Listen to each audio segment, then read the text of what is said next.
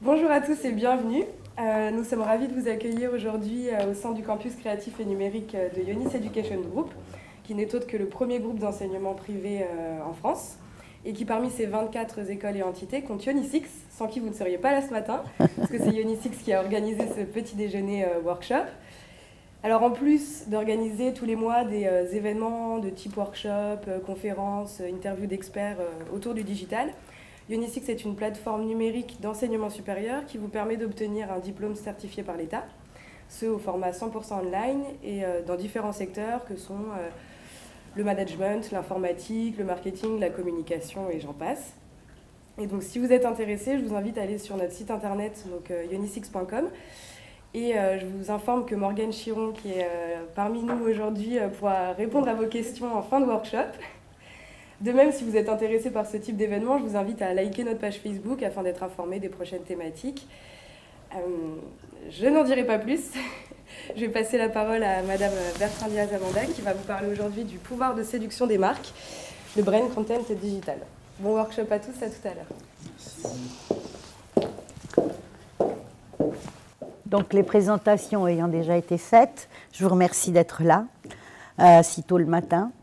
Comme je le disais tout à l'heure, en une heure, en un petit laps de temps, il est difficile de, disons, approfondir certains aspects du contenu de marque. Il y a des techniques qui sont extrêmement intéressantes, qui évoluent tous les jours. Donc l'objet d'aujourd'hui sera vraiment de dresser une panoramique sur les dernières tendances, sachant que ce qui est important, c'est de mettre le point sur l'enjeu important pour une stratégie de communication où l'on doit tenir compte de ce fameux pouvoir attractif des marques lorsqu'elles vont créer et éditer du contenu. Donc comment les marques vont séduire leurs cibles et comment elles vont tisser un lien émotionnel avec les consommateurs. Il est certain que au tout début, on a toujours eu beaucoup de publicité. Il y a eu des campagnes dans le temps publicitaires qui ont été extraordinaires. Et petit à petit, les consommateurs, grâce au mobile, les marques ont pu établir avec leurs consommateurs une relation one-to-one qui donc permet aux marques d'être à côté du consommateur 24 heures sur 24 grâce au mobile. Et par conséquent, les marques se doivent de donner quelque chose de plus intéressant, de plus approfondi qu'un simple message publicitaire. Alors, on va voir quelles sont les finalités du brand content, ses différentes formes, déclinaisons, face au nouveau comportement des consommateurs. On peut commencer par définir le brand content comme une action de communication non mercantile, contrairement à la publicité. De ce fait, on va passer à la phase de création et développement d'un contenu qui se doit, bien sûr, d'être informatif et impliquant. Dans ce contexte, donc, il va falloir nous focaliser sur la mise en valeur de l'essence de la marque, la raison d'être du pourquoi une marque agit sur le marché. Bien plus sur sa raison d'être, sur son essence, que sur le produit lui-même. De ce fait, et toujours grâce au mobile, parce que c'est vraiment le mobile qui a été un grand déclencheur dans ce genre de discipline, le brand content donc réinvente cette fameuse relation entre la marque et le consommateur qui n'est plus à ce moment-là tout simplement passif. Donc on va assister à ce qu'on appelle l'engagement. L'engagement, c'est vraiment important parce qu'il doit être réciproque. Le brand content donc va renforcer l'image de la marque, son ADN et bien sûr les valeurs fondatrices d'une organisation. Alors, on se dit qu'une marque se doit, à ce moment-là, de créer son propre contenu. Mais ce contenu peut être présenté de façon différente, avec des objectifs différents. Hein. Il peut être informatif, pratique, culturel, ludique, parfois même tout à fait divertissant. Bien entendu, tout ça, ça dépendra d'une part de la mission de la marque, du pourquoi elle voudra produire du contenu, et d'autre part, le format dépendra beaucoup de la cible. Parce que là, on n'est plus sur une communication de masse, on ne doit pas perdre l'indice qu'on est vraiment sur une relation one-to-one avec le consommateur. De ce fait, le contenu de marque doit apporter de la valeur. De la valeur, il doit être intéressant en soi et indépendamment, bien sûr, de la finalité qui est l'achat du produit. Alors, selon le contexte, la marque peut avoir des objectifs différents. Sur un plan de communication d'une entreprise, on planifiera des moments où on travaillera davantage sur la notoriété d'une marque. Aussi, peut-être, ça peut servir pour un témoignage d'engagement sociétal. Ça peut servir aussi pour donner un sens plus profond à son message, donc à son positionnement. Et puis, bien sûr, ça sert à impliquer le consommateur grâce à une expérience qui se voudra être tout à fait enrichissante.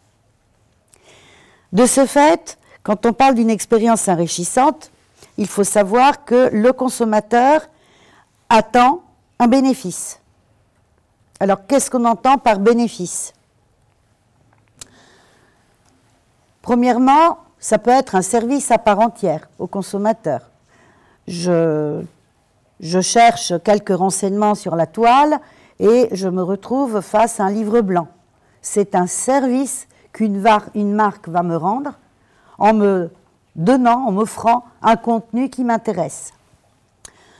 Et ce bénéfice, d'autant plus que ça se passe la plupart des fois sur le mobile, se doit d'être immédiat.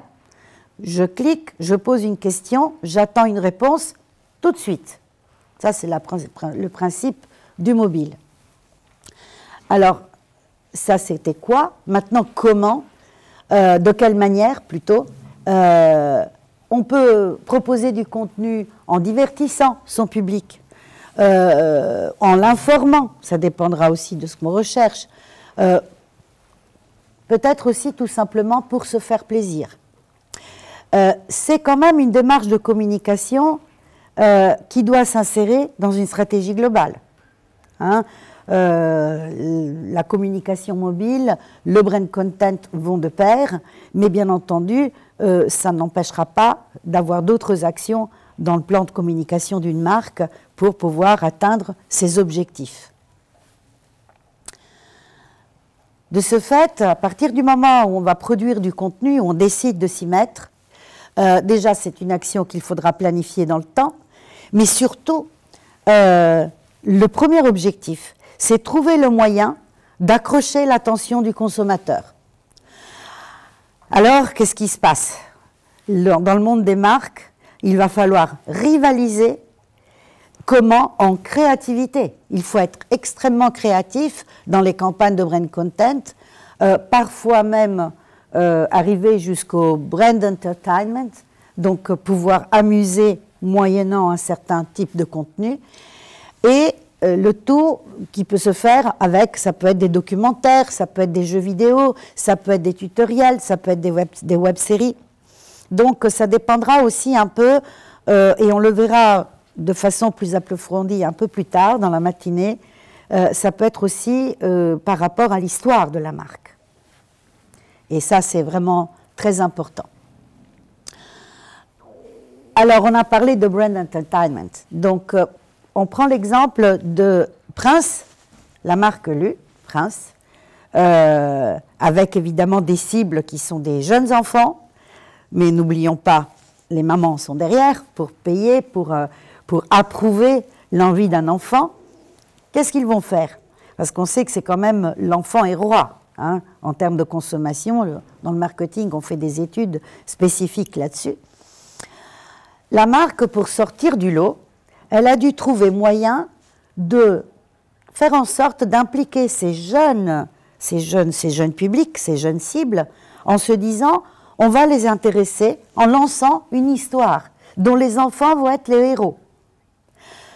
Comment elle a fait cette marque? Elle l'a fait alors par un mini-film d'animation, par un jeu vidéo sur ordinateur et mobile, et aussi avec toute une petite série de bandes dessinées présentes dans plus de 2 millions de paquets. Donc vous voyez que on achète un paquet de biscuits, mais derrière tout ça, pour être plus attrayant, on donne quelque chose. Partons un tout petit peu par le début.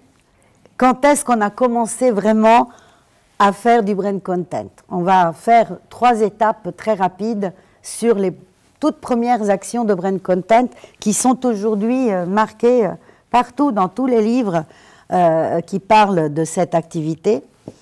Nous nous retrouvons aux États-Unis en 1885 avec John Deere, qui était un agriculteur et qui a eu l'idée de lancer un magazine qui existe encore aujourd'hui, qui s'appelle The Furrow, et qui proposait déjà à l'époque, il avait eu l'idée de proposer des contenus utiles aux agriculteurs. Alors, il y avait des échanges sur les avis des équipements, il proposait des interviews, il donnait des conseils. Et ça a été déjà le tout premier début, disons, officiel de la naissance. J'ai réussi à trouver une des couvertures de l'époque qui date de 1897, quand même. On passe en France en 1900, au moment de l'exposition universelle, avec la naissance du premier guide Michelin, qui à l'époque était né pour l'occasion. C'était un guide qui était offert contre l'achat de pneumatiques et qui fournissait des informations précieuses. Imaginez-vous, à l'époque, on n'était pas avec notre mobile dans la poche. Il fallait pouvoir trouver des garagistes près de l'exposition universelle, des médecins, un plan de la ville, et tout ça, voire même avec une petite liste de curiosités, tout ça était fourni. Et vous voyez par la suite ce qu'est devenu aujourd'hui le guide Michelin. C'est une très belle histoire. Un petit peu plus récemment, on passe en Angleterre, en 1955, avec la naissance du Guinness World Records Book. Donc la célèbre marque de bière, Guinness, décide de commencer à répertorier pour offrir le fameux bénéfice dont on a parlé tout à l'heure, commence à recenser les premiers records et ainsi de suite. Ça s'est institutionnalisé et c'est devenu aujourd'hui une référence dans le monde des records.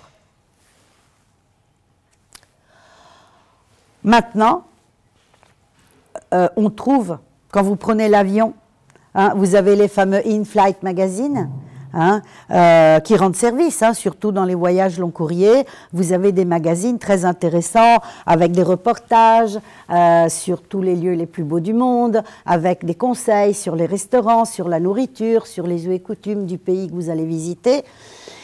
Alors ça, c'est dans les avions. Maintenant, on trouve aussi dans les trains. Il y en a qui sont vraiment fort bien faits.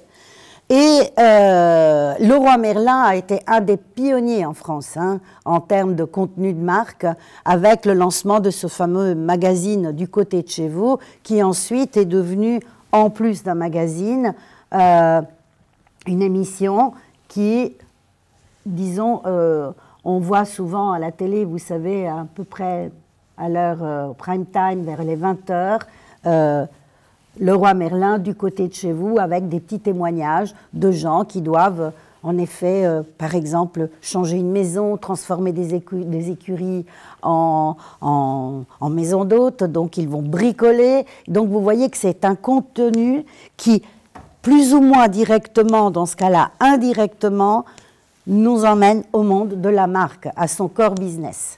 Ça, c'est vraiment, vraiment intéressant. Et Leroy Merlin est vraiment un des exemples phares, des tout premiers qu'on peut donner en France. tout ça, ça a évolué très très très vite. Hein. On a vécu ces 15 dernières années une évolution tellement galopante, impressionnante, difficile de donner des chiffres exacts sur les investissements de Brand Content aujourd'hui. Moi, j'ai essayé de vous trouver les tout derniers chiffres de cette année. Ils sont assez flous, mais selon Anders Analysis, les investissements du contenu créé par les marques devraient plus que doubler en 2020 en Europe pour un montant de 2,1 milliards d'euros. Donc on commence déjà à voir que les investissements sont extrêmement importants. Alors pourquoi un tel essor du brand content? On en a un petit peu parlé tout à l'heure. Y a-t-il eu un certain rejet à un certain moment de la publicité? Je reviens sur la problématique qui est extrêmement liée à ça, du mobile. Lorsque vous ouvrez votre mobile, vous faites des recherches, et maintenant on utilise le mobile beaucoup plus pour ça que pour téléphoner, on est envahi par des publicités, par des bannières. Donc, il y a eu un moment où trop de publicité a tué la pub, hein, ça c'est pas moi qui l'ai dit. Et donc, avec le digital, la présence du digital, la publicité, la place de la publicité a diminué de plus en plus. Hein. On est arrivé au native advertising, hein, qui est disons, ça imite un peu les codes du contenu, du texte, mais s'insère de manière plus fluide dans les pages de recherche. Et puis, bon, ça, je fais beaucoup référence, je tiens à le dire, dans ce cours, à ce qui a été écrit par Daniel Beau, qui est vraiment le grand expert du brand content, de la brand culture en France. Je vous conseille très vivement de lire ses livres, et qui sont très bien faits. Il y a énormément d'interviews qui circulent sur la toile, où on se rend compte qu'il a vraiment étudié plus qu'en profondeur ce contexte. Et donc, il explique que cette évolution de cette publicité invasive a fait en sorte qu'à un certain moment, les consommateurs ont commencé à utiliser les adblockers. Donc, la publicité digitale a commencé à perdre pied et elle a laissé tout naturellement place à d'autres formes de communication. C'est pour ça que les annonceurs ont trouvé dans le brand content une autre façon, un autre moyen de pouvoir être présent dans l'esprit des consommateurs. Donc, le brand content, c'est une adaptation de la communication au moment de l'explosion de l'Internet et des réseaux mobiles, des réseaux sociaux. Alors, là aussi, ça va très vite. Depuis peu de temps, on entend parler de contenu agile. Pourquoi? Alors, c'est surtout très prôné par les gens du marketing, un petit peu moins par les gens de la communication, parce que les marketeurs ont vu qu'il faut diffuser en priorité, de façon régulière, ce qu'on appelle des produits minimum viables, hein, de l'anglais Minimum Viable Product. Donc ce sont des contenus moins denses, plus pertinents, plutôt que des produits aboutis de grande qualité, mais moins fréquents. Alors là, c'est vraiment une question de politique de marque. Hein. Lorsqu'un groupe a une charte des messages qui sont très bien définis, je n'imagine très sincèrement pas un groupe comme LVMH s'adonner à ce genre de pratique. Il fera moins de contenu, mais beaucoup plus dense, plus intense, plus intéressant et plus approfondi. Mais il y a des marques qui doivent vraiment jouer sur la rapidité. Et donc, ça sera peut-être moins planifié, mais plus récurrent. Donc là, je vous invite à poser une réflexion selon la marque, selon ce que vous voulez faire passer comme message, s'il vaut mieux adopter le contenu agile ou pas. Il est certain qu'une marque de luxe ne le fera pas, par exemple. Donc, on revient sur le fait que la marque se doit, de ce fait, de créer son propre contenu attractif. La marque peut devenir elle-même son propre média, hein, comme l'a fait Leroy Merlin avec son propre magazine. Et puis il y a des marques qui ne deviendront pas leur propre média, qui profiteront d'un média déjà existant, comme la télé par exemple, ce qui était donc le cas de Leroy Merlin, qui a fait une double action à ce moment-là, qui profite du média TV pour diffuser un contenu, mais qui n'est pas une vraie publicité, hein. Alors, les contenus éditoriaux, quel que soit ensuite le choix de la façon dont on va les diffuser, ça va être quoi? La plupart des fois, ça peut être des conseils, des articles pratiques, des forums, des reportages. Alors, comment les proposer aujourd'hui? Avec l'essor du digital, bien évidemment, il faut penser face mobile, on le sait, et donc ça sera bien évidemment via les smartphones, tablettes, mais il ne faut pas oublier aussi tout ce qui est support papier ou TV, comme on l'a dit tout à l'heure. Par quels moyens? Évidemment, ça peut être sous forme de vidéos, de jeux, d'expositions, les livres blancs. Qui par vous a déjà utilisé des livres blancs?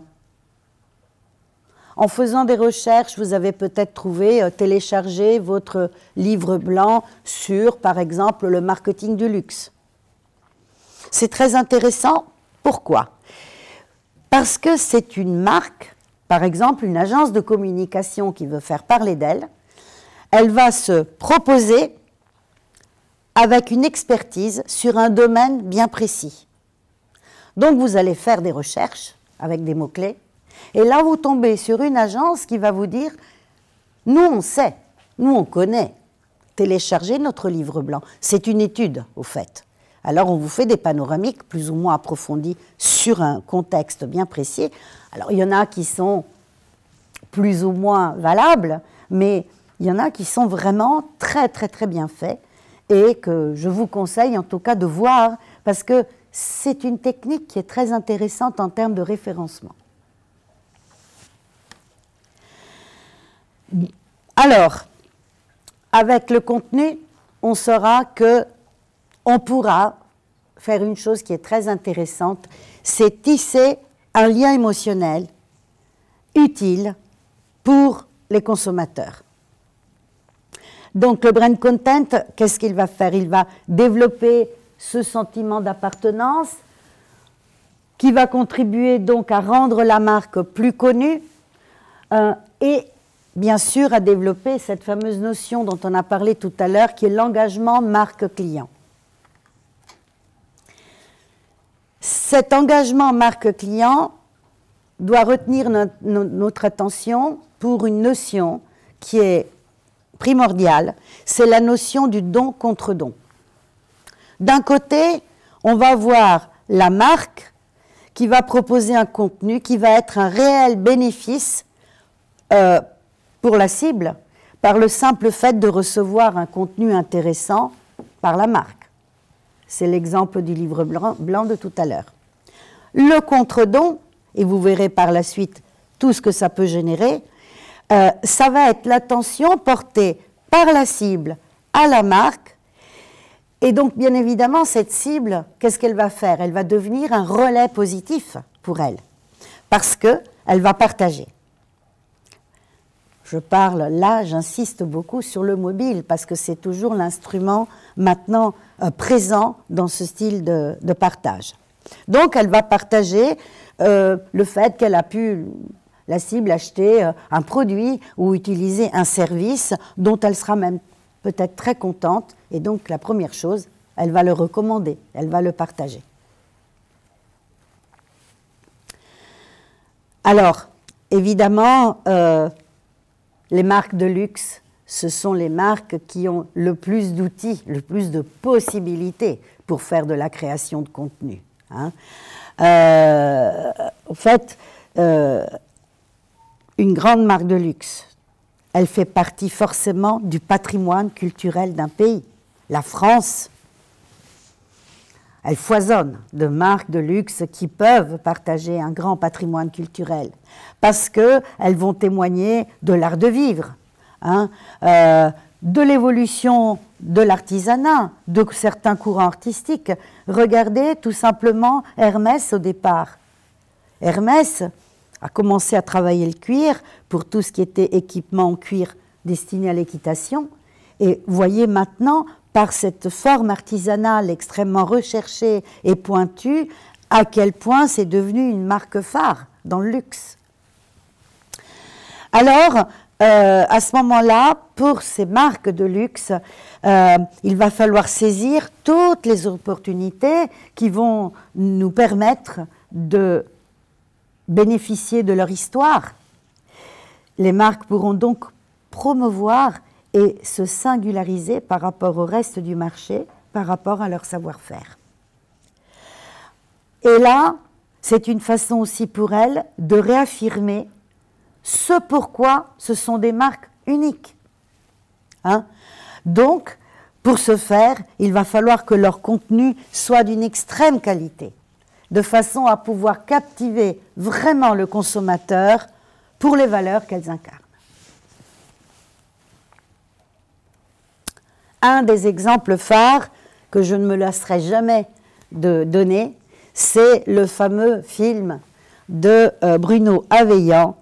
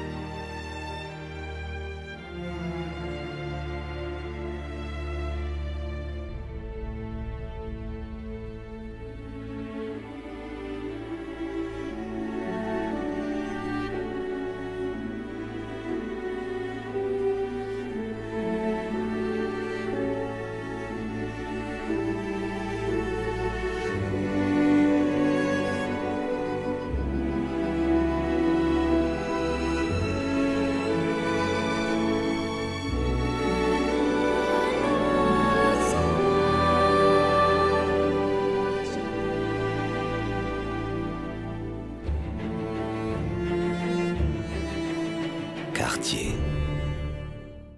Alors, dans ce court-métrage, je vous montrerai d'autres petites vidéos.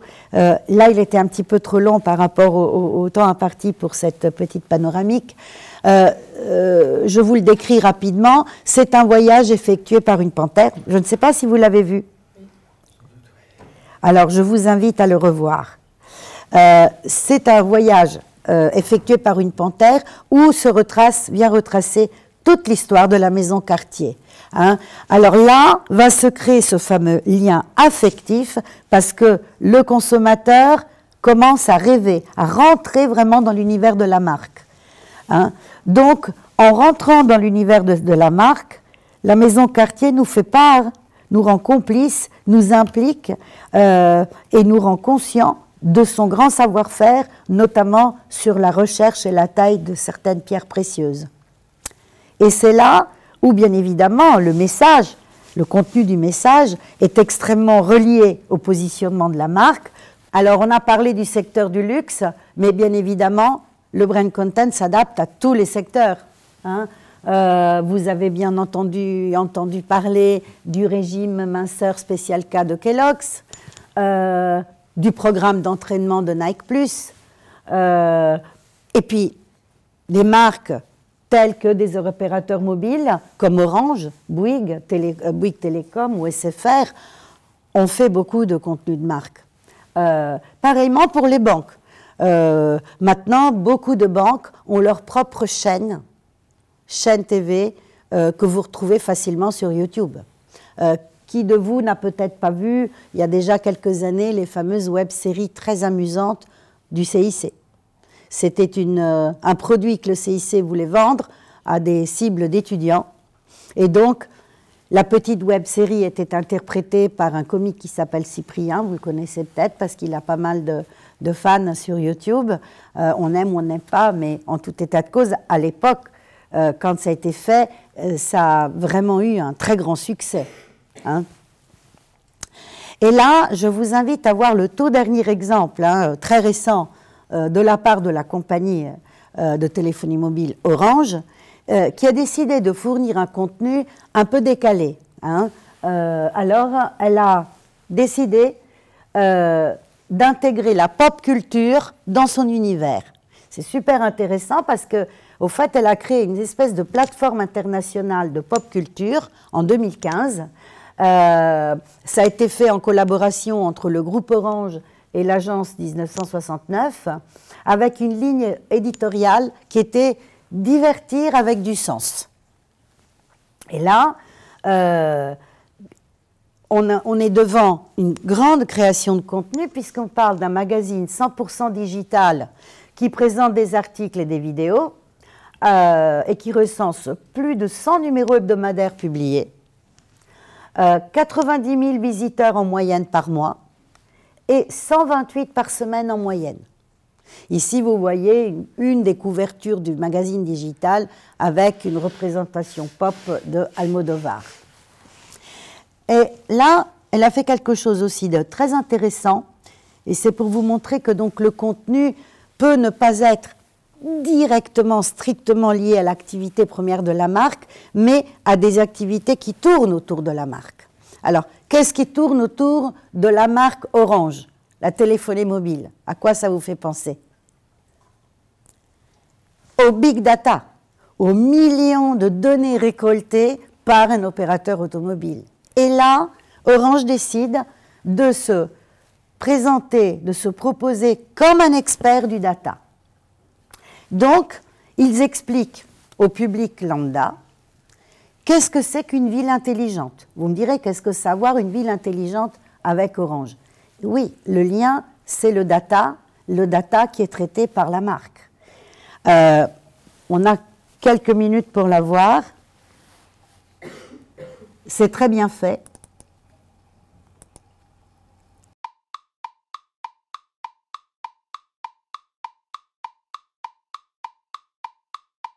Une ville intelligente, ce n'est pas une ville capable de résoudre des problèmes de physique nucléaire, non. Une ville intelligente, c'est une ville qui collecte et utilise les données générées par ses habitants et ses infrastructures pour améliorer la qualité de vie et optimiser les ressources. Dans cette ville, il y a par exemple Félicia et Joachim, parents de 2 enfants. Et bien chez eux, Félicia et Joachim ont un compteur connecté qui les alerte et les conseille en temps réel dans leur consommation d'énergie. Et grâce à des capteurs, leur maison peut aussi moduler automatiquement la température ou la luminosité en fonction du temps qu'il fait dehors. Et à l'échelle de la ville, la maison de Félicia et Joachim est connectée à un réseau électrique intelligent, ou smart grid, qui optimise la production et la distribution d'électricité en fonction des besoins de chacun.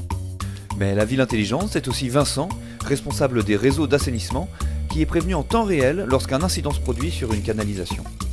Ou encore Margot, jeune conductrice, qui va pouvoir se garer en 2 minutes grâce à une appli qui lui indique les places libres les plus proches, ce qui va avoir un impact direct sur l'engorgement du trafic. Bref, la ville intelligente améliore la vie des gens tout en réduisant l'empreinte écologique. Et peut-être même qu'un jour, elle pourra nettoyer les crottes de chiens toute seule. Donc vous voyez que le contenu, on peut aller très loin. Hein. On peut aller très loin quand on veut programmer son contenu. Ça, c'est 60 secondes où on parle de ce qu'est une ville intelligente. Donc forcément des datas, de la connexion et de tout le reste.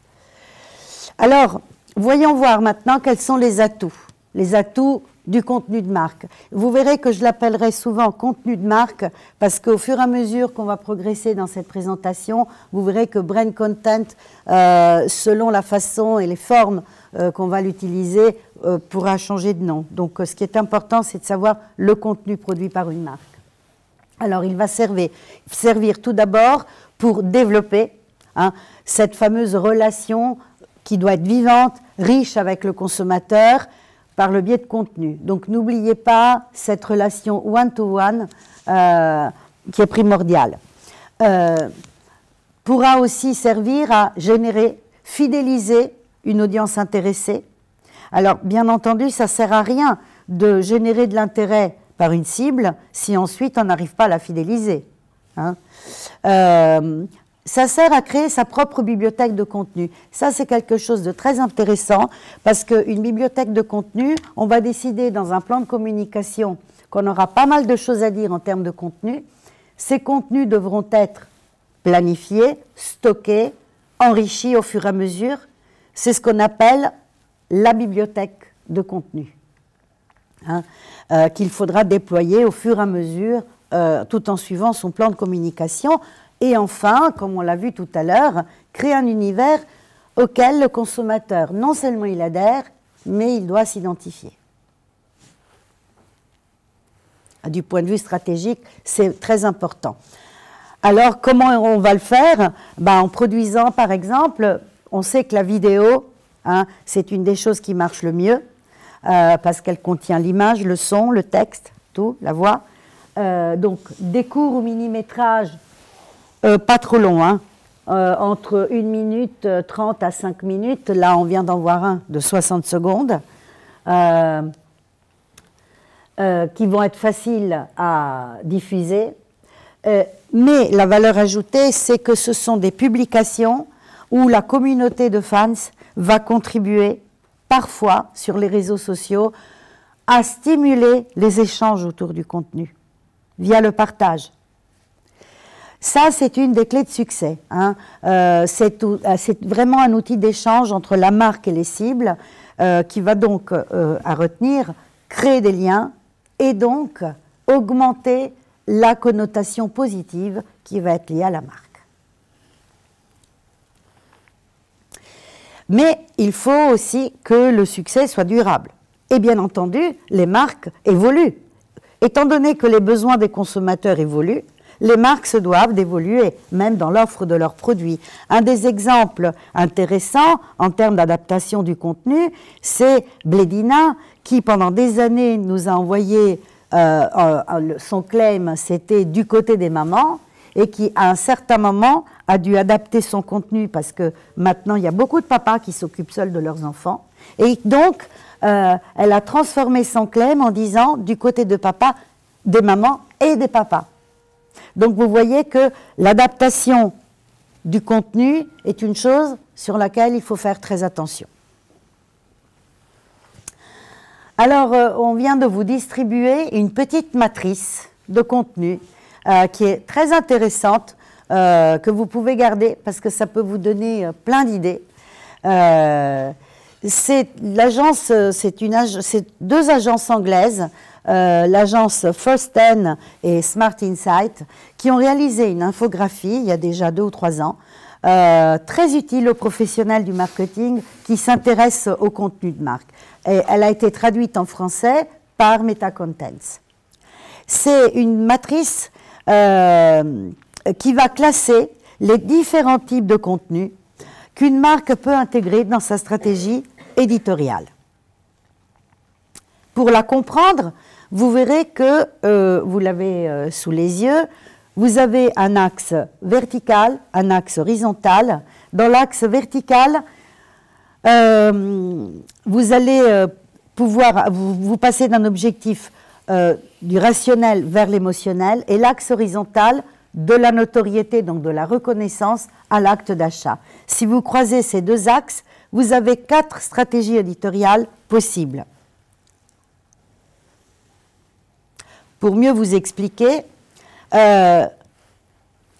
vous avez donc la possibilité de stimuler la notoriété par des contenus qui vont être axés sur l'émotion. Pour ce faire, on a en tête l'objectif qui est distraire, divertir, faire passer du beau temps. Alors à ce moment-là, comment on va le faire? Eh bien, en employant des dispositifs, par exemple, de gamification, qui est une des grandes tendances d'aujourd'hui. Hein? Donc, par des jeux, des concours, des compétitions, des quiz. Prenez l'exemple des vidéos divertissantes faites par Evian. Avec ces vidéos, elles ont été extraordinaires. Hein. Il y a quelques années, il y avait les bébés, il y avait les seniors.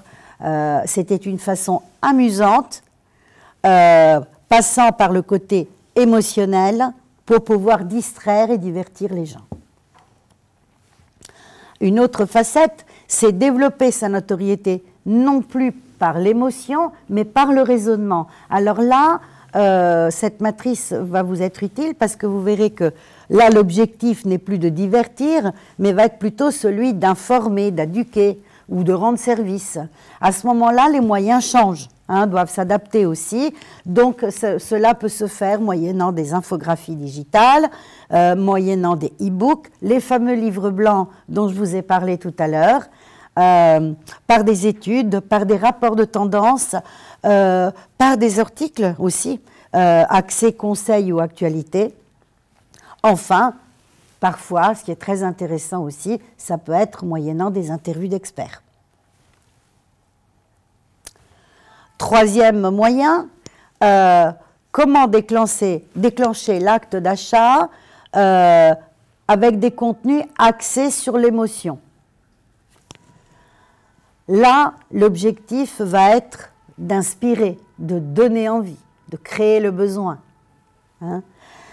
Quels moyens on va utiliser? Donc, on est toujours sur la question de l'émotion. Eh bien, on peut faire des tests comparatifs, des évaluations de produits. On peut recruter des personnalités qui vont devenir des ambassadeurs de la marque. Donc, on peut également mettre en place des dispositifs qui vont être centrés sur des photos de produits de grande qualité. Devant une belle photo d'un beau produit, on a l'émotion qui s'installe en nous et ça peut donner envie donc d'acheter. Enfin, déclencher l'acte d'achat par des contenus axés sur le raisonnement. Et là, évidemment, les objectifs vont être de convaincre, persuader le consommateur. Là, les moyens aussi, hein, ils changent. Ça peut être des vidéos de démonstration, ça peut être des témoignages, ça peut être des études de cas, des webinaires, des conférences, mais aussi, par exemple, des fiches techniques, ou voire même des guides de prix. Ce qui ne ressemble pas, ce qui n'est pas donc tout à fait une publicité. C'est vrai, je vous l'accorde, parfois, disons, la frontière est très très très proche, mais c'est une façon intéressante. Et donc, dans une stratégie de marque, on vous dit de se positionner sur l'un des cadrans ou on fait des alliances? Non, vous n'êtes pas obligé. On va dire que ça peut vous aider pour vous donner des idées. Hein. Maintenant, ce qui est très important en termes de stratégie, c'est quelque chose sur laquelle il faut être inconditionnel, c'est de ne jamais rien faire du point de vue occasionnel. Tout doit être vraiment planifié, tout doit correspondre à un plan. Si vous faites, il y a eu des cas de brand content occasionnel, ça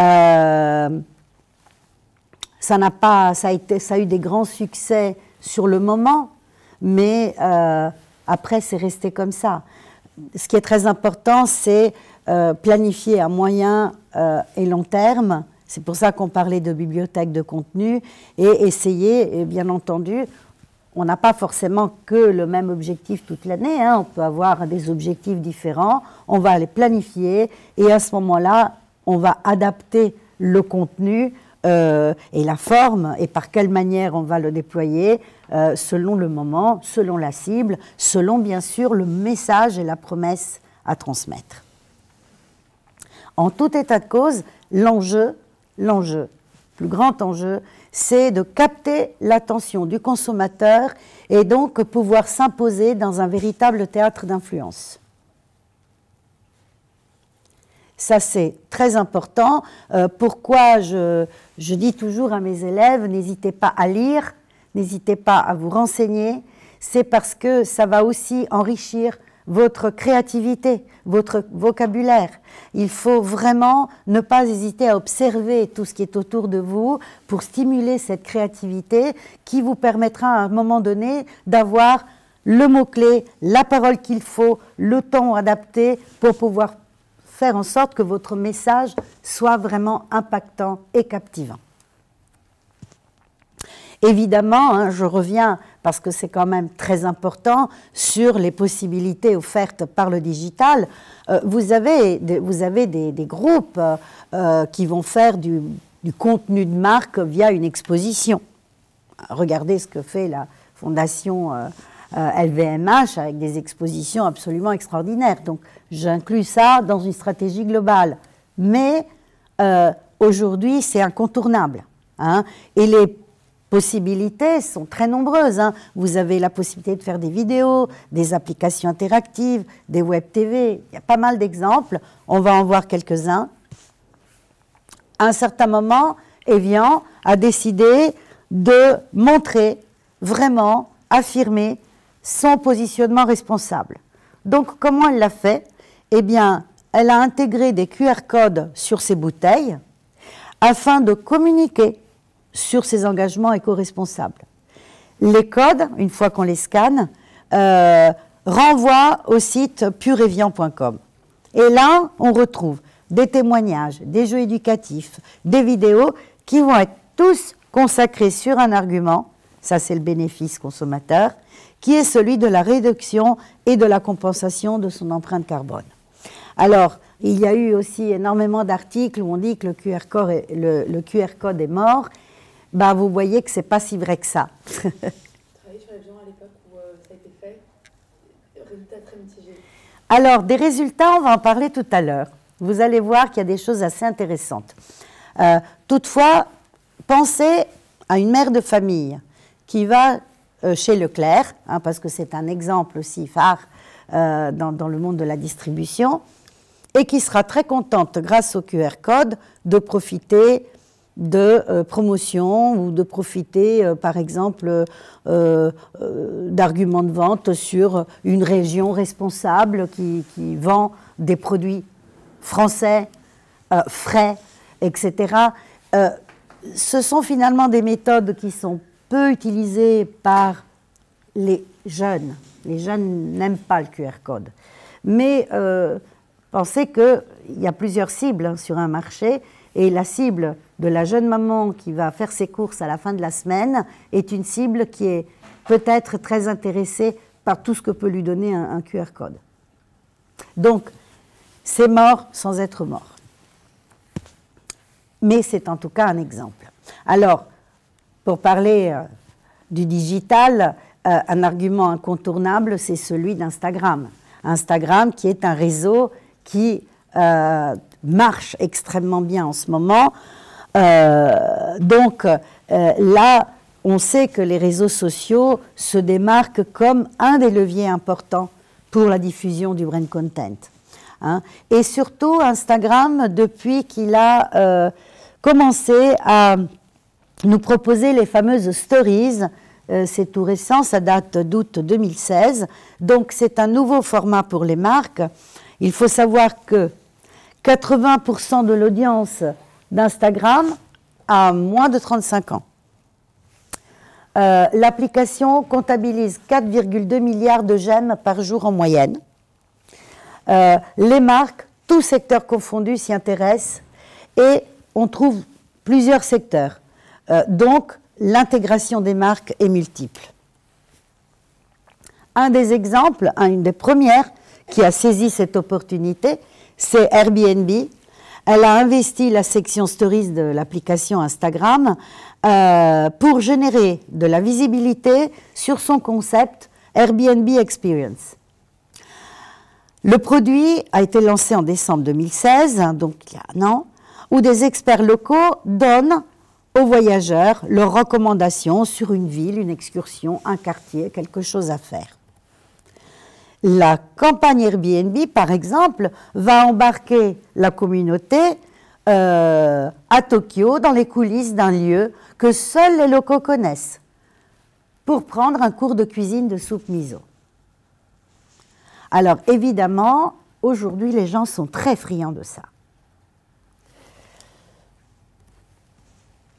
Instagram Stories, c'est donc devenu un des éléments phares en ce moment de grande tendance qui peuvent servir soit pour raconter par exemple le backstage d'un événement, et ça aussi c'est un très bon lien pour être en correspondance avec sa communauté, ou encore pour générer du trafic en magasin, ce qu'on appelle le social to store.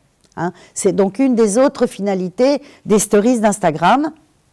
Le principe, c'est par exemple de mettre en scène un point de vente en ajoutant à la story un sticker position.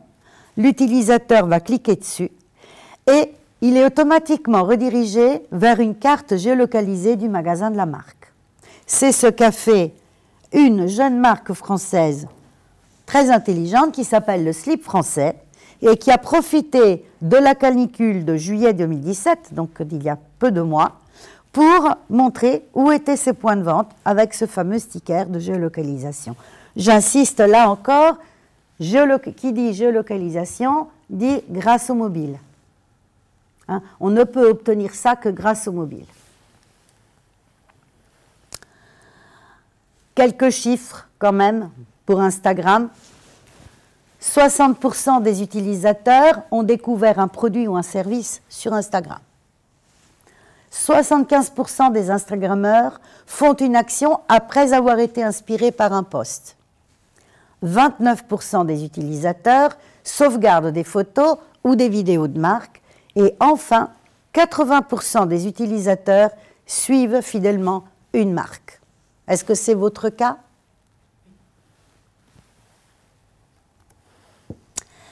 Je reviens sur deux critères vraiment importants en termes de contenu. Le côté, l'aspect émotionnel et aussi l'aspect cognitif. Hein, il faut choisir et jouer sur un de ces deux critères, parfois même sur les deux, selon la planification. Et un des très bels exemples de marque qui, par son contenu, veut faire passer le contenu par l'émotion, c'est Repetto qui nous l'a donné. Et c'est un pari réussi puisque la marque qui est associée au monde de la danse classique, des ballets, du spectacle, mais qui aujourd'hui propose des vêtements, des chaussures, hein, elle va, pour revenir à son ADN, pour nous rappeler son core business, le pourquoi elle est née, elle va nous faire un plongeon dans l'univers magique, dans son univers magique, celui de l'élégance et de la danse, avec une toute petite vidéo qui s'appelle « La danse des flocons à Paris », avec la musique Casse-Noisette de Tchaïkovski. C'est quand même une vidéo qui a obtenu plus de 26 670 vues. Je vous propose de la voir, elle est très rapide, mais elle est intéressante.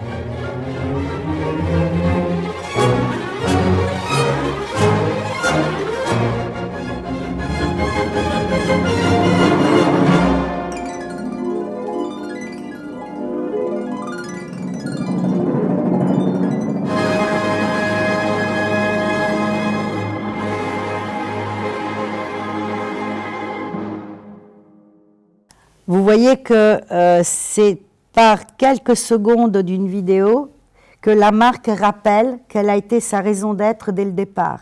Même si aujourd'hui, elle a décliné des tas de produits. Souvenez-vous de Gainsbourg qui avait lancé les fameuses chaussures Repetto blanches lors de certains de ses spectacles. On trouve maintenant des produits qui ne sont pas que destinés à un public féminin, mais masculin aussi. Mais il est quand même très important que la marque rappelle toujours quelle est sa mission d'origine, hein, pour une question d'identité et bien sûr d'image. Alors, on passe maintenant à l'aspect cognitif. Un exemple phare, c'est celui de Sanofi, des laboratoires Sanofi, qui, eux, se sont imposés, bien sûr, par leurs compétences extrêmes. Et dans ce cas, ils apportent une information pertinente à leur cible, un service qui lui est utile, en proposant une application pour les diabétiques et un blog dédié. Donc là, on passe par un aspect cognitif, d'information. Vous voyez que l'objectif, il est différent. L'aspect cognitif. Donc là, on peut comprendre encore mieux que la création et la diffusion de contenu, c'est bel et bien l'occasion de révéler soit un patrimoine, soit un savoir-faire, une expertise, en tout état de cause des contenus qui vont témoigner de la richesse culturelle et patrimoniale de la marque. Quand la marque a une histoire, on a vu tout à l'heure le slip français, c'est une marque qui est récente, elle existe depuis 3-4 ans je crois.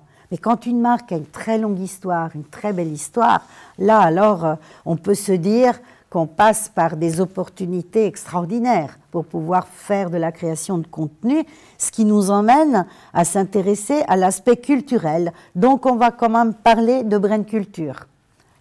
Donc la brand culture, elle va englober à la fois aussi bien l'histoire de l'entreprise, sa philosophie, les idées du fondateur, ses égéries, parfois même le style caractéristique de leur point de vente.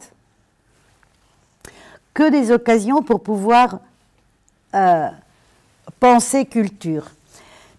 On va en faire de la brand culture à partir du moment où une marque ne se contentera plus uniquement de proposer du contenu, mais elle va y ajouter quelque chose de très intéressant, c'est donc la transmission de son savoir-faire. Alors on va s'inscrire dans une démarche beaucoup plus culturelle, et donc c'est là où on va développer aussi une deuxième notion qui est celle de la culture de marque. Vous avez peut-être déjà profité parfois des journées du patrimoine. Il y a des marques comme Baccarat qui ont ouvert leurs portes. C'est une façon pour montrer leur expertise qui peut être artisanale ou autre. Et ce sont des occasions qui, sincèrement, quand vous pouvez, ne les perdez pas parce que c'est vraiment très intéressant. Mais quand on pense à culture en termes de brand content, etc., on va penser à la culture parce qu'elle va représenter ce pourquoi les individus vont donner un sens à leur existence, donc à leur comportement et par conséquent à leur consommation. Donc chaque marque a son propre univers culturel. Même ses produits vont être la concrétisation et le support de sa propre culture. Après, on peut aller beaucoup plus loin. On pourra parler par la suite, on pourrait parler de la culture d'entreprise. Chaque entreprise a sa propre culture, ses propres codes, ses langages. Regardez la culture Apple.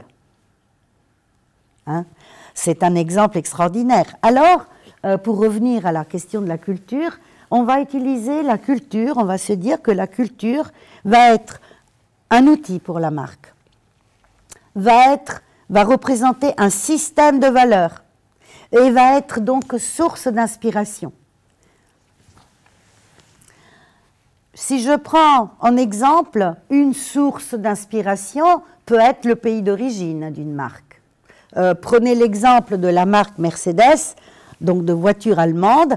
cette marque incarne les valeurs de la culture allemande. Donc la rigueur, la symétrie, la puissance. Si je pense à une Ferrari, ça incarne le design et le style élégant italien. Donc vous voyez que là, on peut se dire quelles vont être les sources d'inspiration, les ingrédients dont je vais me servir pour pouvoir générer du contenu. Et là, on va y arriver, excusez-moi, dans quelques instants.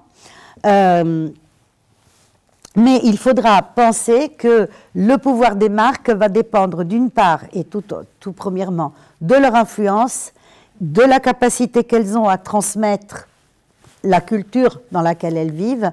Ça veut dire que les marques, elles doivent tout d'abord produire du sens et se sentir libres de libérer leur potentiel culturel. Alors, avant de voir quels sont les ingrédients et les sources culturelles de la marque, il faut quand même un instant revoir quels sont les enjeux pour les marques dans ce contexte. On peut dire identifier les sources et les modes d'expression de la culture. Donc ça demande une certaine analyse.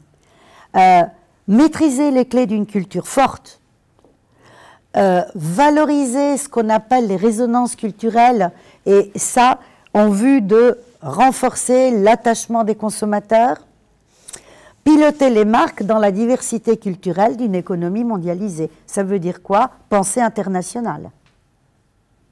Hein? Toujours selon Daniel Beau, donc PDG de Calicanti, je vous invite d'aller visiter son site. C'est un site extrêmement riche pour ce sujet. La brainculture va prendre forme à partir du moment où la marque va s'inscrire, va devenir en quelque sorte un agent culturel. Mais elle va le faire dans une interaction à double sens. D'un côté, elle va puiser dans son environnement culturel. De l'autre, elle va produire elle-même des effets culturels. Elle va donc faire évaluer certains modes de vie et parfois, ça peut permettre aussi de créer les tendances de demain. Donc vous voyez que d'une simple source culturelle de la marque, ça peut aller très très très loin dans un discours à long terme de l'évolution d'une entreprise. Ça veut dire que les marques doivent tenir présent le concept qu'il faut avoir un rôle qui va dépasser celui de la simple consommation. On est bien loin du marketing de masse. Hein. Donc on peut justifier ceci en sachant que la culture va offrir à la marque tout un ensemble de valeurs, toute une gamme de plaisirs sensoriels, affectifs, intellectuels, cognitifs, et que c'est cette fameuse culture qui va être à la fois source d'identité, mais aussi source de créativité. Ce sont les deux lignes conductrices, l'identité et la créativité. Donc, on va résumer en termes de stratégie. La brain culture, on peut la considérer comme un outil pour la création de valeur. Ce concept de valeur est vraiment très important. Alors, quel type de valeur? On a la valeur patrimoniale, c'est le développement de la bibliothèque de contenu dont on a parlé tout à l'heure, qu'on appelle aussi la library value. La valeur culturelle. Pourquoi? Parce que le contenu enrichit et rend légitime le positionnement culturel de la marque. Aujourd'hui, on doit être légitime vis-à-vis des consommateurs. Hein? Ensuite, la valeur relationnelle, parce que la marque pourra multiplier tout un certain nombre d'expériences éditoriales positives avec tous les points de contact que la marque a vis-à-vis de la cible, et donc elle va approfondir le lien qu'elle a avec sa cible dans la durée. Donc vous voyez que ça peut aller très très très loin. Quand on doit construire donc un environnement culturel, il faut penser que la marque va donc puiser pour réaliser un contenu intéressant dans son histoire et aussi dans son savoir-faire, son expertise.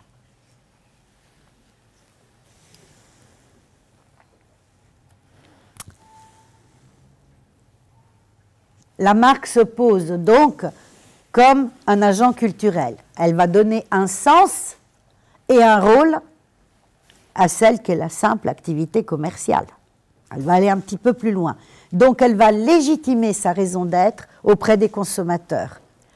De ce fait, il faudra envisager la marque comme une entité vraiment vivante, qui va vivre aussi son évolution et qui va faire perdurer son interaction avec tout son environnement, avec toutes ses cibles. Il faudra penser culture. Ça veut dire à l'identité d'un collectif. Parce que le collectif, aujourd'hui, avec les réseaux sociaux, est très important. On appartient tous, qu'on le veuille ou pas, inconsciemment ou non, à une communauté. Ça peut être une communauté professionnelle, une communauté qui partagera des avis sur des arguments qui nous intéressent. Et des arguments, il y en a. Et puis, il faudra penser que ce socle culturel commun, et c'est sur le terme communauté que j'insiste, va fonder l'appartenance à un groupe.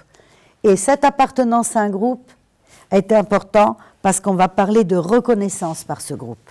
Je fais partie d'un groupe, je suis dedans, je me fais reconnaître. J'ai des codes pour ça. C'est là où la stratégie de la communication est passionnante. Voyez ?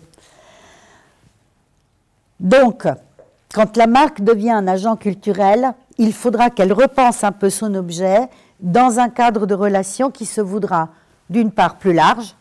Il faut sortir du strict objectif de vendre un produit, dans un cadre qui se voudra vivant et évolutif.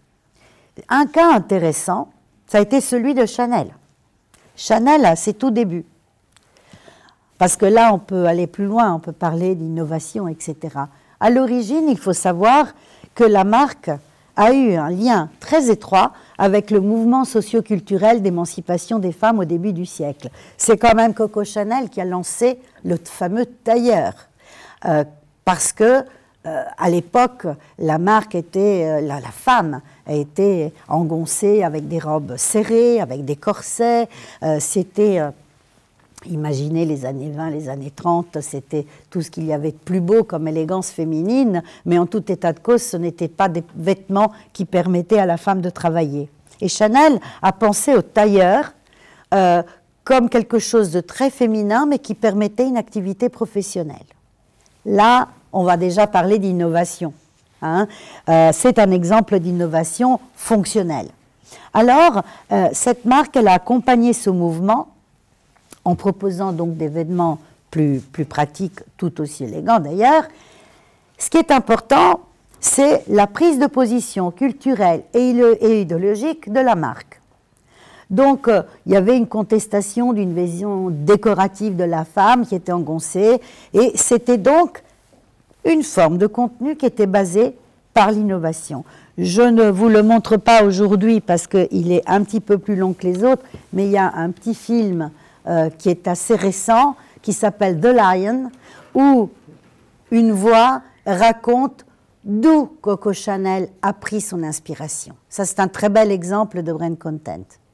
Elle a pris l'inspiration par la force du lion, et elle raconte ses émotions et comment ces émotions l'ont portée à faire des créations. Et vous voyez aujourd'hui le succès mondial de la marque et à quel point il perdure. Qui ne pense pas à l'histoire du jean de Levi's? Et là aussi, pensez au départ que c'était un vêtement de travail, qu'il a suivi le mouvement hippie, Woodstock, pour finir.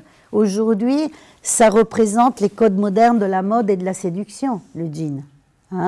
Donc, quand on parlait qu'une marque doit être vivante et doit suivre un sens évolutif, la marque, là, elle a produit des effets culturels qui ont changé les modes de vie. Mais de ça, la marque, elle doit en témoigner. Elle doit profiter de toute cette histoire pour puiser qu'on appelle les ingrédients qui vont lui servir pour faire du contenu intéressant. Un autre exemple, parce qu'il faut quand même faire des exemples, bien sûr c'est encore une marque de luxe, c'est quand Jean-Claude Ellena, pour les parfums d'Hermès, Jean-Claude Ellena, il faut le savoir, c'est le grand nez de la maison Hermès, créateur du fameux parfum Calèche. Hein? Alors, je crois que c'est sur le site, en tout cas il y a des vidéos, où on entend Jean-Claude Ellena raconter comment il a trouvé l'inspiration pour ce premier parfum. C'était par rapport à ses souvenirs personnels, des souvenirs personnels lorsqu'enfant, il allait dans les écuries et il avait été très ému par l'atmosphère, les parfums, les odeurs des écuries qui par la suite l'ont inspiré pour faire sa création. Et c'est grâce à cette confidence, donc là j'ai encore une fois un contenu qui est une confidence, donc qui est axé sur l'émotion, que le consommateur va cultiver un rapport plus intime et privilégié avec l'univers de la marque.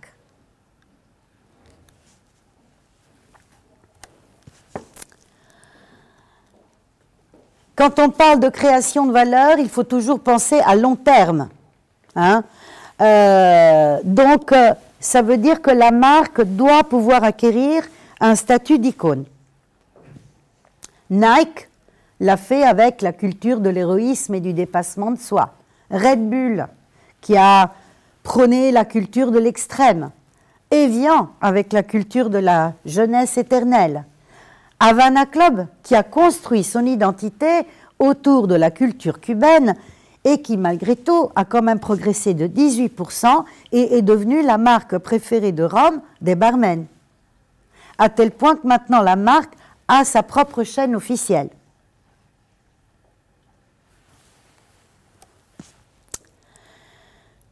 Alors, je reviens à la question un petit peu anticipée de tout à l'heure, sur quoi on sait que donc les marques, elles vont puiser dans leur mission, dans leur histoire, dans leur origine, mais comment je fais pour trouver dans le pratique les éléments sur lesquels construire du contenu? Donc, quelles vont être les sources sur lesquelles je vais construire ce fameux contenu? Alors, il y a quelques ancrages possibles.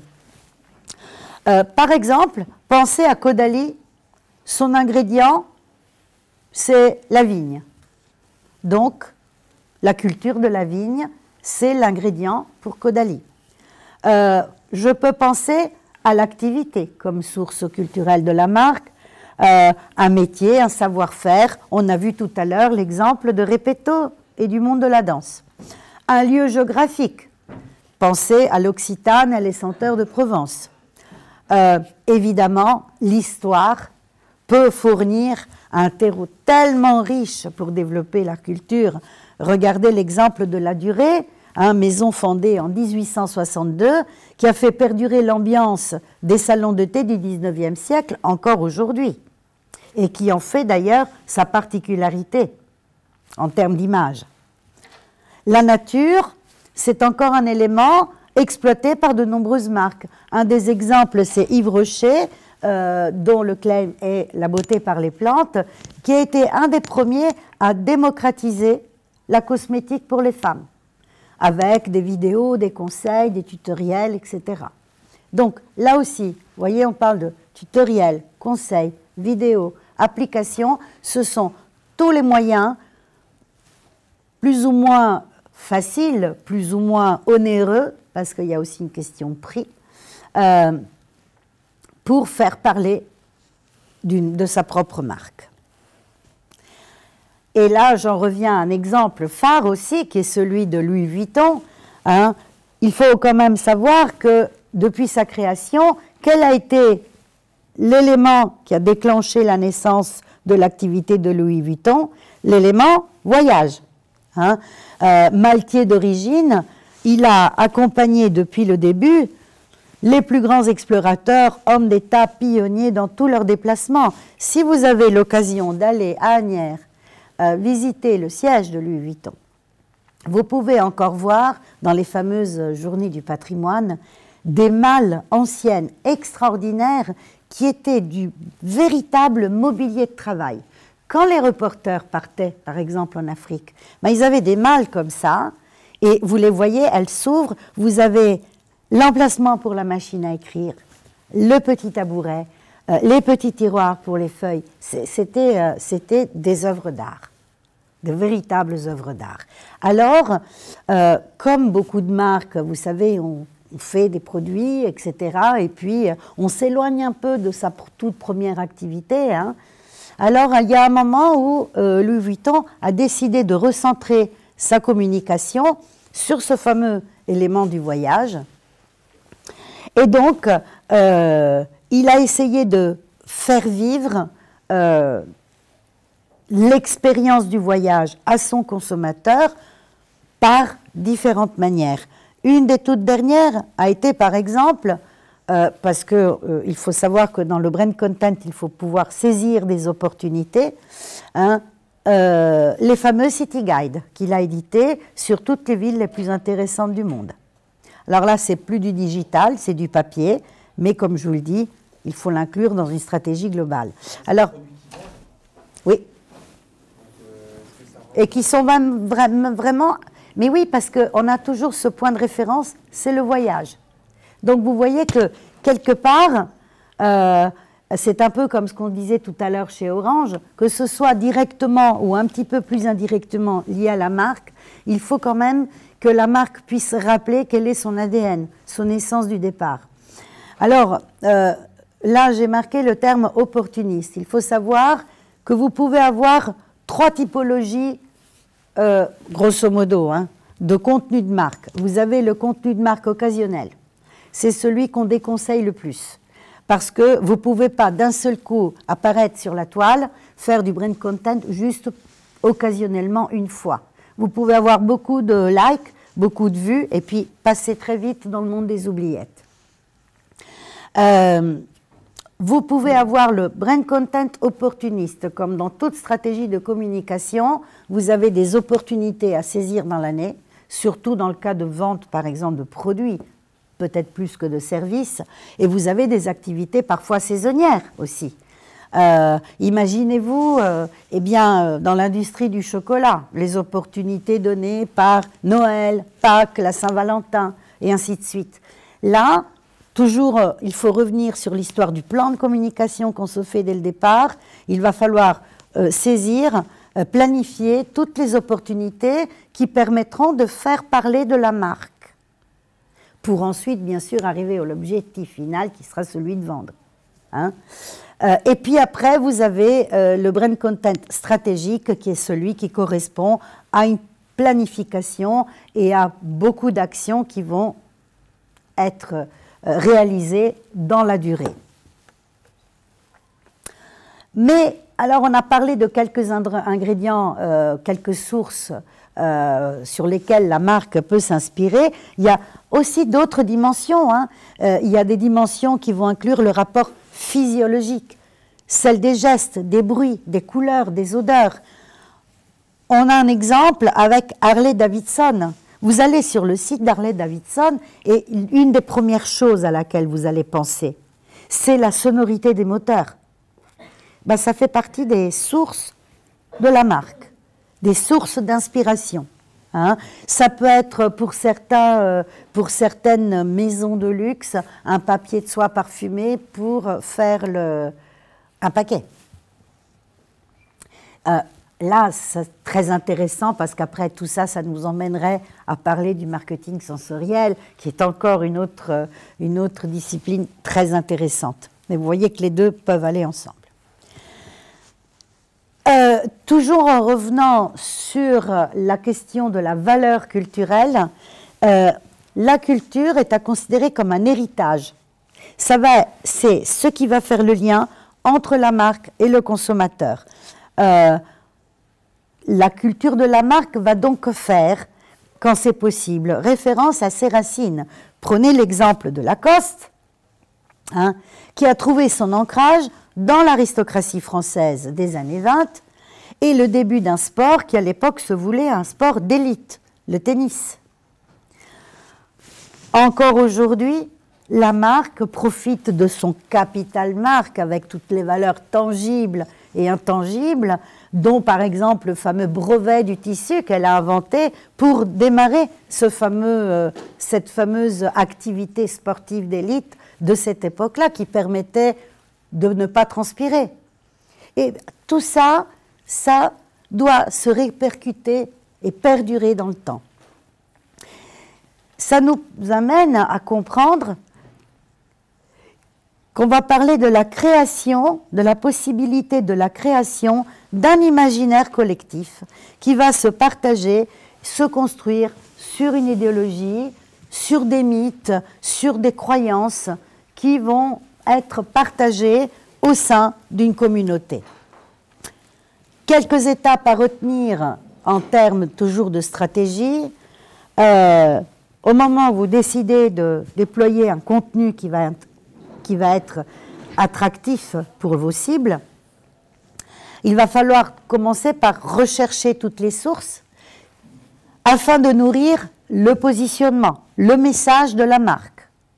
Alors, les valeurs de la marque, bien sûr, on en a parlé, l'histoire, la technicité des produits ou services proposés, les fondateurs, les récompenses, tout ça, c'est donc la création d'un territoire qui va être propre à la marque. Il faudra bien le définir, bien le déterminer, pour ensuite arriver à la deuxième étape qui, selon le contexte, selon le contenu qu'on voudra produire,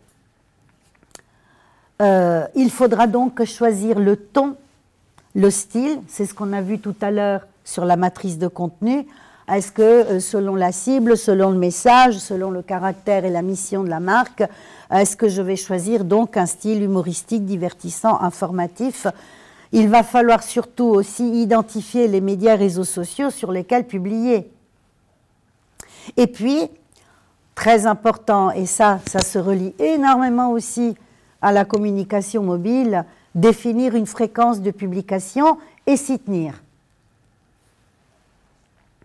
Enfin, être conscient qu'avec ça, on pourra animer sa propre communauté, la créer, la fédérer, en favorisant bien sûr les commentaires, les likes, l'interaction entre la marque et ses cibles, mais surtout entre les mêmes membres de la communauté. Donc, il faut bien tenir en tête qu'on parlera de valeurs qui seront partagées au sein de la communauté.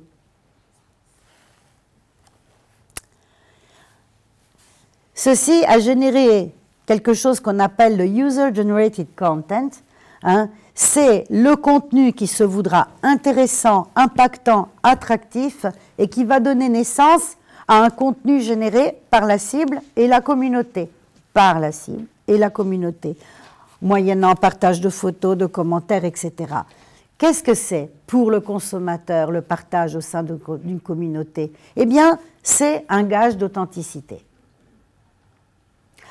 Si une de mes amies me dit « Oh, j'ai testé une nouvelle marque, je te la recommande parce qu'elle est vraiment formidable », je ferai davantage confiance à mon amie qu'à un message publicitaire où forcément on ne va pas dire du mal du produit de la marque. Alors ça a généré beaucoup de choses. Alors retenez que le User-Generated Content va permettre à une marque d'utiliser à son tour les contenus générés par les internautes et qui seront partagés sur les réseaux sociaux. Donc ce contenu, la marque génère des contenus.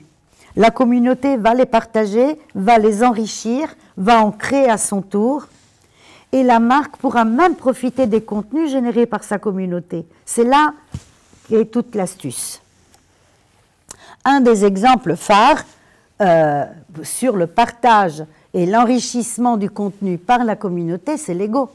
Vous savez que le plus beau livre sur Lego a été écrit par ses fans. Il y a une véritable communauté Lego dans le monde. Et puis alors là aussi, en termes de contenu, Lego a été utilisé aussi par des psychologues pour enfants pour qu'ils apprennent l'étape de la construction, etc. Donc ça aussi, d'un simple jeu, vous voyez qu'on peut arriver à quelque chose de très intéressant, même du point de vue sociologique. Alors, on a parlé de like, on a parlé de partage, on a parlé de communauté qui va générer des contenus. Ça veut dire que les marques, elles ne doivent pas penser que au retour sur investissement, celui auquel on pense, hein, en général, tout de suite. Elles devront aussi considérer par le biais d'indicateurs clés de performance, donc les KPI, quel est le retour sur l'attention. Quelle a été l'attention qu'on a déclenchée par les messages. Donc ce qu'on appelle le return on attention. Le ROA va être indissociable du ROI. Mais là, évidemment, il y a quand même un petit revers de la médaille.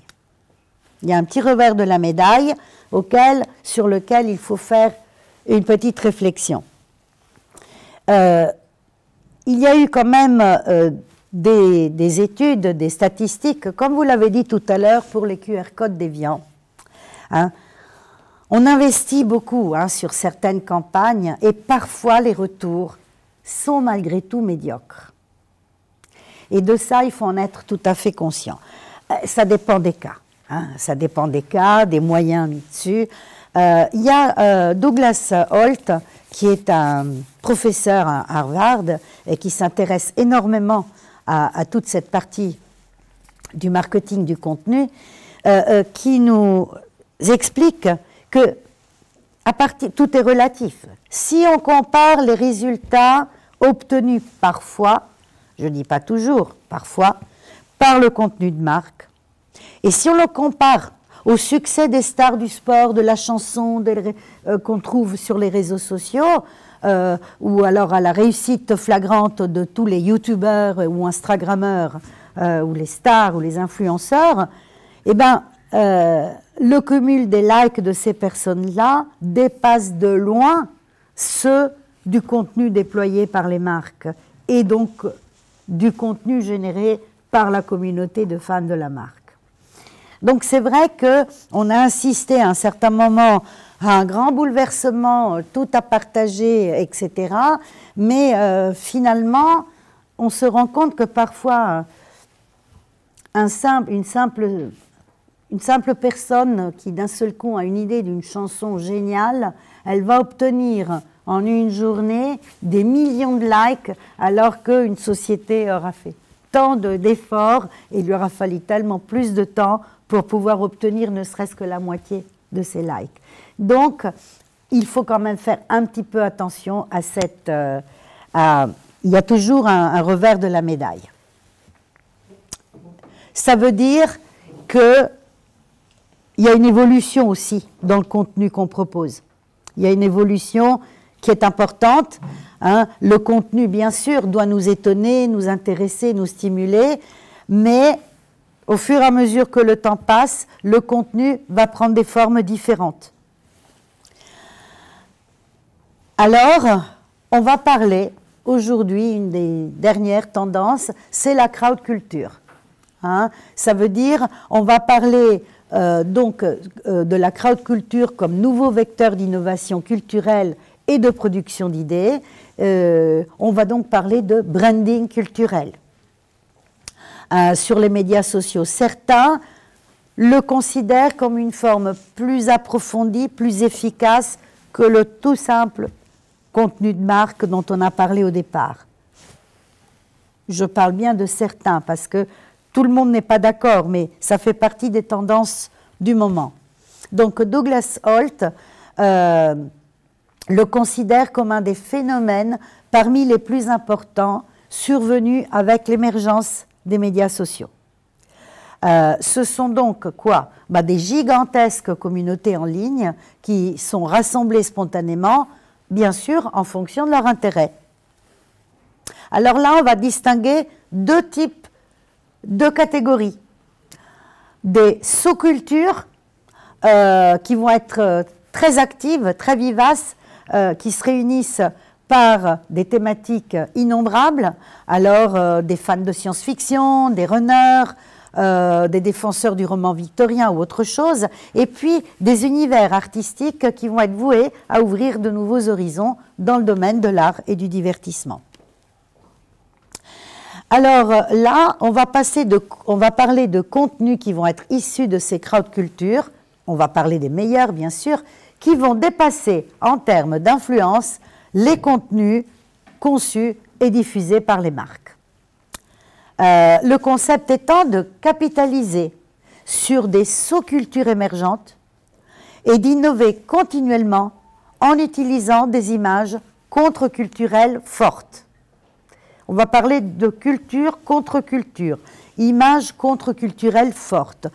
Alors, on va avoir des adeptes particulièrement dédiés à ces symboles. Elles vont amplifier les messages, ces fameuses sous-catégories de sous-cultures, et elles vont donner une visibilité particulièrement efficace aux marques qui s'y accolent. Un des exemples de cette catégorie de sous-culture ou de marques qui vont avoir une démarche contre-culturelle est celle de Old Spice, marque jugée ringarde et qui à un certain moment a décidé de se repositionner avec la tendance des hipsters. Un autre exemple, celui du whisky Jack Daniels, qui était considéré pendant un moment aux États-Unis une marque de whisky de luxe et qui a décidé de devenir une marque iconique avec le choix d'aller contre-courant, contre ses idées, ses préjugés du départ, ses partis pris. Donc elle a fait valoir ses racines profondes du Tennessee avec une image parfaitement contre-culturelle qui était celle du cow-boy, avec bien sûr ce côté authentique du mâle exacerbé. Et depuis que Jack Daniel a adopté cette démarche, elle est devenue la marque la plus vendue aux États-Unis. Donc faites attention à cette démarche qui à un certain moment, pour sortir du lot, devient une démarche contre-culturelle. On va terminer par la toute dernière tendance dont on parle beaucoup, c'est le Brand Content Media. Alors, qu'est-ce que c'est? C'est la création de contenu pour une marque en partenariat avec un éditeur. Alors, la valeur ajoutée va être le résultat de cette union, d'une part, de la marque qui va prendre une position sur un sujet d'expertise, et d'autre part, sur l'expérience et le savoir-faire éditorial du média partenaire. Vous avez en exemple une plateforme qui s'appelle Les Clés en main. C'est la marque IBM qui est à l'origine de cette initiative et elle traite un sujet où elle pourra mettre en avant son expertise. Un média partenaire de taille, Le Monde. En termes de rédaction, donc, c'est un supplément partenaire aux médias existants, avec la contribution d'un influenceur d'une certaine épaisseur, puisque l'influenceur, c'est le professeur Niklas Arvidsson, expert en technologie. Ça, c'est donc un très bel exemple de ce que peut être le Brand Content Media. Donc, rappelez-vous, c'est vraiment la toute dernière tendance, c'est la réelle valeur ajoutée de la marque par la collaboration avec le média, dont l'objectif sera d'éclairer les lecteurs sur un sujet bien particulier à travers d'articles, d'enquêtes, d'analyses et d'interviews, et pour enjeu, bien sûr, d'être en contact direct avec le bon public. Et non seulement de créer donc cette fameuse relation avec ce public, mais aussi de le fidéliser dans la durée. Car dans la stratégie, il faut penser toujours à fidéliser dans la durée. Voilà, c'était une petite panoramique. Je vous remercie beaucoup, le groupe Ionis, pour m'avoir donné l'opportunité de partager ces quelques pensées sur le contenu de marque avec vous. Et je vous remercie aussi pour votre présence.